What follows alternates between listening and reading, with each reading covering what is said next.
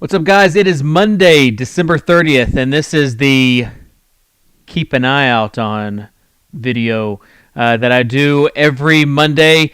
And today it just stinks. It's vanilla, and usually I like vanilla, but not with my daily fantasy NBA games. No, sir. So what I am looking to keep an eye on is all about LeBron James. That's really the biggest story. Went through shoot around or part of shoot around. If you can't make it through the whole shoot around, though, something's wrong. I give LeBron about a 40% chance of playing, but don't hold me to that. We don't know because the game's in Denver, so we probably won't know until after lineups lock. Regardless, if he doesn't play, you'll see Chalmers, Wade, and Bosch as the obvious benefactors. Also, Beasley could be a cheap option at that small forward position. Other guys that are hurt, you have Eric Gordon, who thinks he wants to play, but someone said that there's a slim chance that he'll play tonight, so he's likely to be out. And you have Tyreek Evans filling in for him. Luol Deng also likely to be out. Mike Dunleavy fills in for him.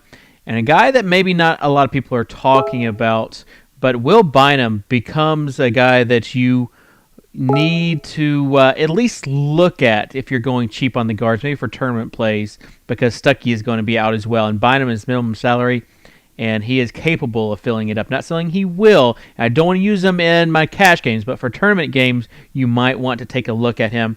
Other stories, the high over-under in that Mavs-Wolves game, both those games so far this season have been high-scoring. I suspect this third game will be another high-scoring affair. Also, the guard play. I love the guard play tonight. Point guards, shooting guards, so many options. Pick your poison as far as your point guards and shooting guards, and then go cheap on small forwards and even your big with a guy like Miles Plumlee. Small forwards, you have guys like Jordan Hamilton, Beasley that we just talked about, Evans if he's eligible there. So those are some options at that small forward position. Also, don't exactly trust the box score. You've got guys like John Wall who had a decent game versus Detroit on Friday or Saturday, but that's because he didn't play the whole fourth quarter because they were blowing them out. So look for John Wall to be a little bit better play than what his stats last weekend indicated.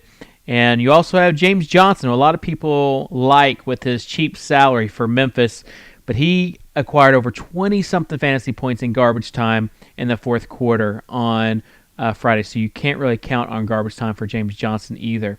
He would be a guy that would be a tournament play for me and one that I would stay away from in my cash games. The last thing is the revenge factor. Eric Bledsoe going up against his old team in the Clippers.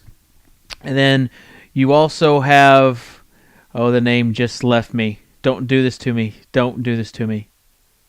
Jared Dudley, that's who it is. Jared Dudley is the guy who plays for the Clippers, going up against the Suns. And for what Dudley's salary is, he's another guy who's small forward eligible on most sites that if it's minimum salary, you might take a flyer on there, especially lately since Redick has been out. He's been shooting more. So that could be a good thing and an incentive for him tonight.